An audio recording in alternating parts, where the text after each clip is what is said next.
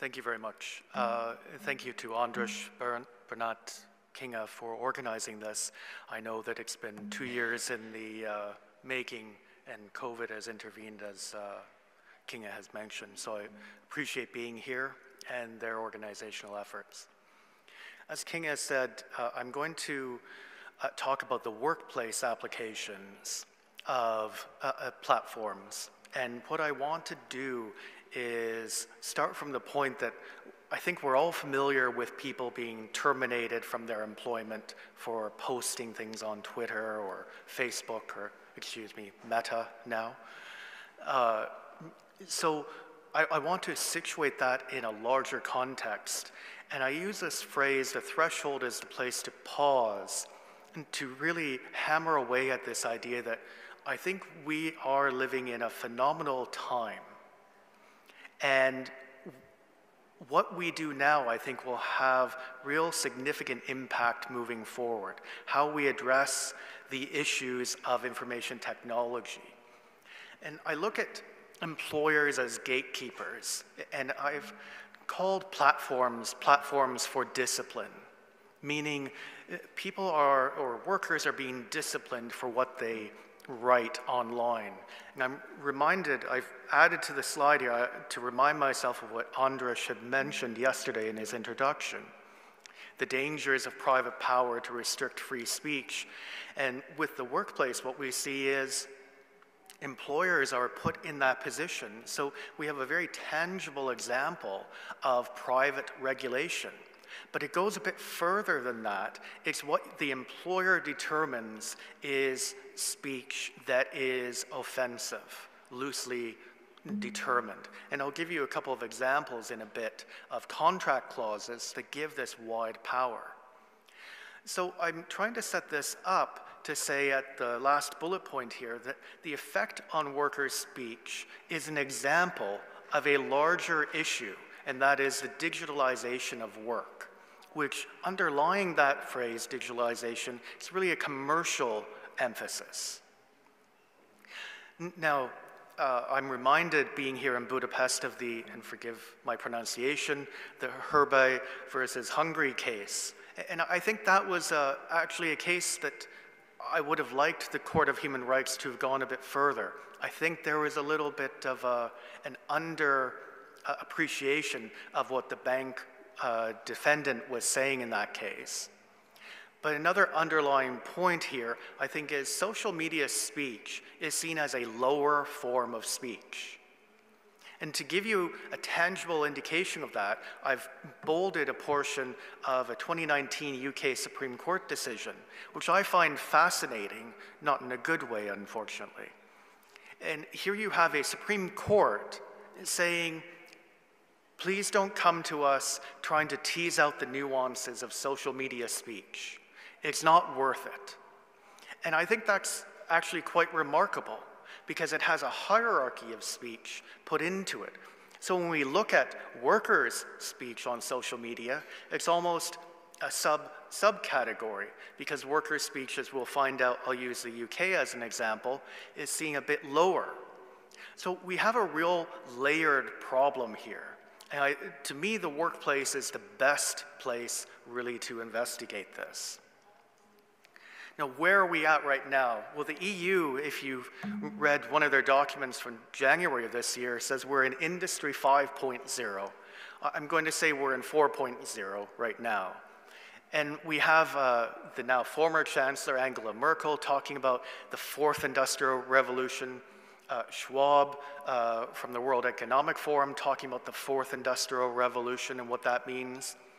And I think what gets glossed over is this idea that, well, we're progressing. And my question is, and why I say the threshold is the place to pause, is, well, to where are we progressing? What is the trajectory? So why is this the moment? Well, I've outlined here a few points, but I'll focus on the social media speech. I think we have to keep in mind that there is remarkable power vested in employers to regulate speech. And this I suggest to you, is a real potent example of where we're at with the influence of information technology on work and in general. So when we talk about the digitalization of work, the problem here is it's basically all governed by contract, and a contract that's devised by one side.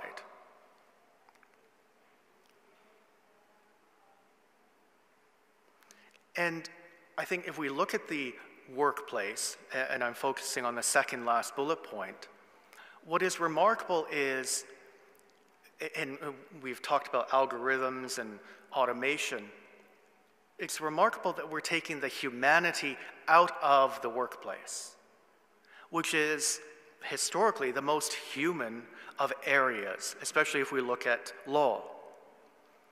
So it's compelling this larger question of what is the role of work. But again, my link here is we have these platforms for speech where workers can be terminated for what they say. And this is one example of a larger movement. So a common argument is we've been here before. People are complaining about information technology, changing the way we work, and it's unnecessary. And we're reminded of examples like the Luddites, which is a colorful example from history of when automation came in and clothing could be manufactured in a more efficient and quicker way, people destroyed those machines. John Maynard Keynes in the 1930s,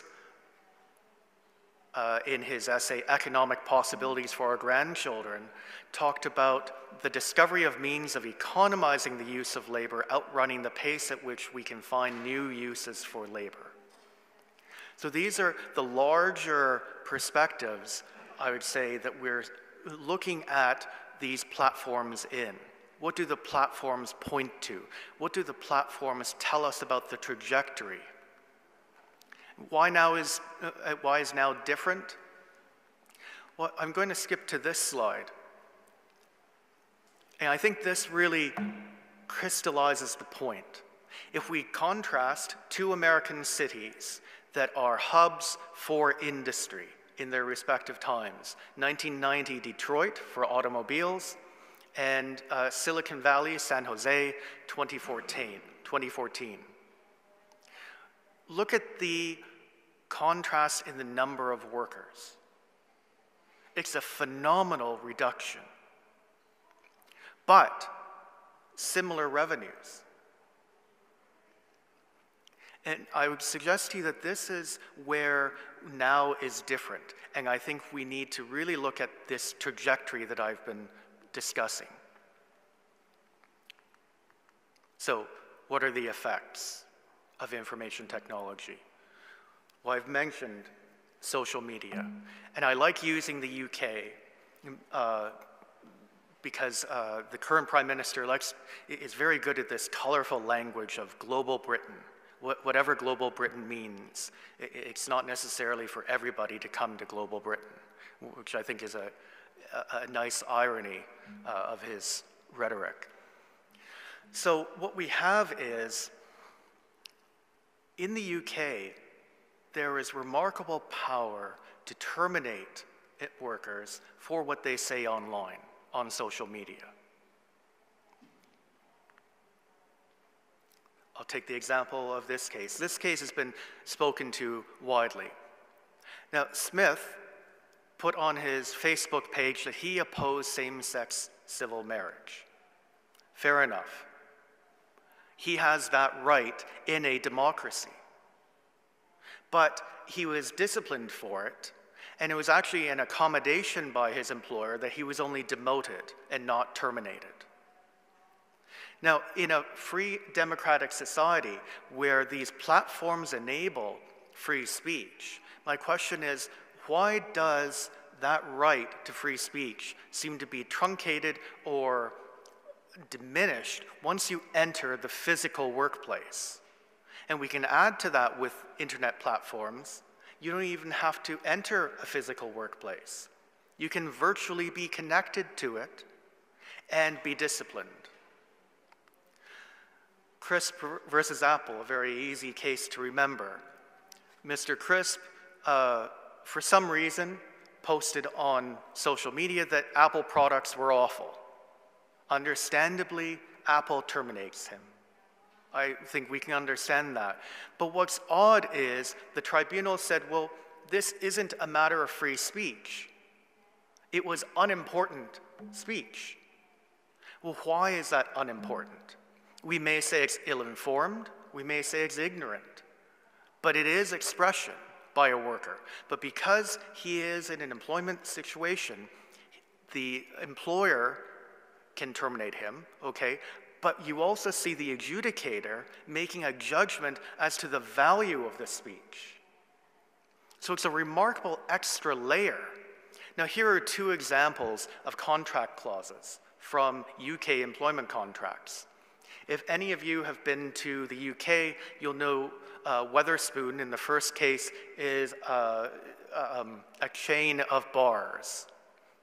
And I like mentioning that because this clause talks about lowering the reputation of Wetherspoon. We're not exactly dealing with high moral values when we're talking about a bar, but nonetheless, you can lower the reputation of a bar, and Miss Priest did so. But look at how broad this clause is. Lower the value of the organization, staff or customers, and/or contravene the company's equal opportunity policy. The next clause, you should also remember that your obligation of confidentiality extends outside the workplace and that posting information about your job on the internet may lead to disciplinary proceedings and/or dismissal itself. These are remarkably broad clauses that vest all the power in an employer. Now, as I said at the start, we all know this, but what I want to do is situate this in the larger context, that it is an example of a path of travel that we're on that should cause us some concern. We should stop to think about it. Now, I'll add, Robert Peston is a political commentator in the UK. He wrote the colorfully worded or called book WTF, which if you know English very well, you know exactly what I'm talking about. And what I've taken this passage, I've highlighted for you. And he started work in the 1990s as a journalist. And he's saying, my work has become more intensive. So in addition to the incredible power of an employer to regulate speech, or at least have a chilling effect on speech of workers, our work has intensified. We're working, if you will, in a physical area, but we're also working on the virtual. We're posting things on social media. If you look at academics, many have Twitter accounts. Many have various social media accounts. I don't, just because I've read too many cases, and I've been dissuaded from being on Twitter. But look at how this is another aspect, another dimension to our workday. Now, our colleague had mentioned the gig economy earlier, and we have Uber, or is it Wolt in Hungary, I think. These food delivery applications. This is a tangible example of digitalization of work and what we call the binary divide. You're either self-employed or you're an employee. But I want to draw your attention to the final bullet point here. Here's a case earlier this year, the Court of Appeal in England, saying basically if you are part of the gig economy, you almost have to work intensively just to not only cover the overhead of being on this application, but if you hope to actually have a living, if you hope to have a home, you might want to eat that day, you have so much more time that you have to put in. So the intensification of work through information technology is what's coming out here, whether it's working on the virtual platform or working through these gig economy examples. And information technology has really pushed forward this long-held idea that workers are lazy in some way. And I'll draw your attention to the last bullet point. The authors of this quotation are now cabinet ministers in the current British government. So if you think about, if you're a British worker, your representatives think, if you forgive the phrase, you really suck. Because once you're in a job, you virtually retire. That's a remarkable assessment. So with information technology, the digitalization of work, we have these platforms that not only intensify work, but also are aimed at increasing worker performance. Why? Because workers are lazy. Now, we can say, well, the EU is enlightened on this. And I'll put the argument to you that it isn't. I'll put the argument to you that the GDPR facilitates this. If we consider what the GDPR does, I'll draw your attention, keeping in mind Article 88, but look at Article 6(1)(b). An employer doesn't need consent if the data processing is necessary for the performance of a contract to which the data subject, a worker, is part. So an employer can gather algorithmic data on their workers. They can gather data on surveillance as to what you're doing during the day because it's part of your workplace performance. And then we have this, I was surprised at how celebrated Article 22 is in the GDPR with algorithmic processing. And there are just many questions, I think, about what does Article 22 do? But for workers, it really doesn't do much because there's also the same out, if you will, if it's necessary for entering into or for the performance of a contract. But on top of it, in the workplace setting, we have the question of, well, we have this algorithm, this platform, and it gives us data.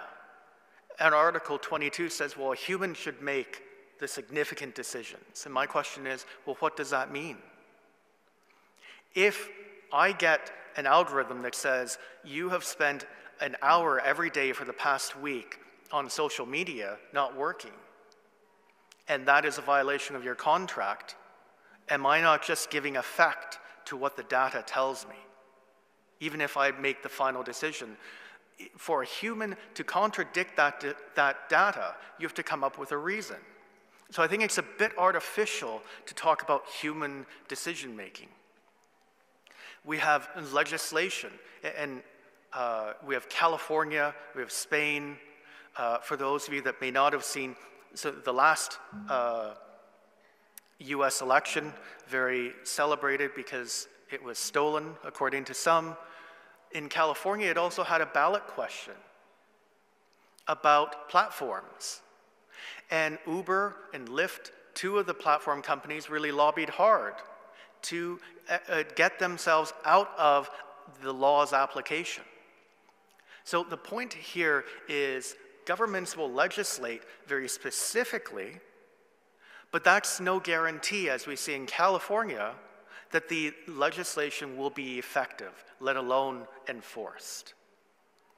So I think what we need is, and what I like about what Andras and his colleagues have developed here with the conference is, we need to think further. I think we need a more holistic approach than looking at, well, okay, we're going to regulate Uber riders. Well, Uber riders are a symptom. They're not the problem uniquely. So the implications. What I suggest is we have 4 degrees of digitalization of work. And some of the talks yesterday discussed a point of, to this point in time, things have been linear. And I suggest with digitalization of work, we're not moving in a linear manner, in a linear way. I have 4 here, but I think we have elements of all 4 developing. So the first one, innovations in communications. We have social media platforms. With the second one, we see, well, with social media platforms, we can actually get data, and we can analyze that data. So if our workers are saying it's a horrible place to work, we find that and we terminate them. The third degree, performance and predictive analytics. We're touching on the performance analytics, but right now we're not quite at the predictive aspect. And it was talked about yesterday that we're trying to develop these algorithms that will tell us, well, this worker with this background, how well will they work? And then I suggest we're kind of headed to this 4th degree, human displacing technology. And my question is, again, to the question I posed at the start, to where are we headed? Because if we're developing these human replacing technologies, if the data tells us that a computer or a robot can do this work cheaper, better, more efficiently than a human, where does that leave us? And David Autor, an American economist, has talked about wealth work. Is that what we can hope for? Either we have the bright idea for an algorithm, or we hope to serve that person in some capacity. Now, 2 points of caution to end with. I think we're in a rush to regulate away the routine. And I'll draw your attention to a 1932 magazine article. I swear I don't have a fascination with the 1930s. Bertrand Russell, in praise of idleness. This is an essay in which he said, basically, well, laziness is okay. And I would switch laziness, although I don't entirely agree with it, I'll switch it with routine. We're taking the routine out of everything, and we can automate that. And I suggest we have to really take a moment to think about the implications of that. Finally, it won't go.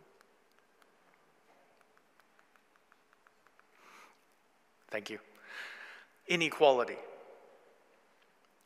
This linear idea of we're progressing, we're not necessarily all progressing equally. The last bullet point, I'll draw your attention to Ireland. About a quarter of the population doesn't have access to reliable internet connection. That arguably disenfranchises a quarter of the population from all these movements. So when we're talking about overall the impact of platforms, what I suggest is the impact of platforms are examples of a larger movement within the work context. I call it the digitalization of work. And my question to you is, what is the trajectory of that digitalization? And to end with, I say, well, we're at a really key moment. We're at the threshold, and the threshold, as I say, is the place to pause. Thank you.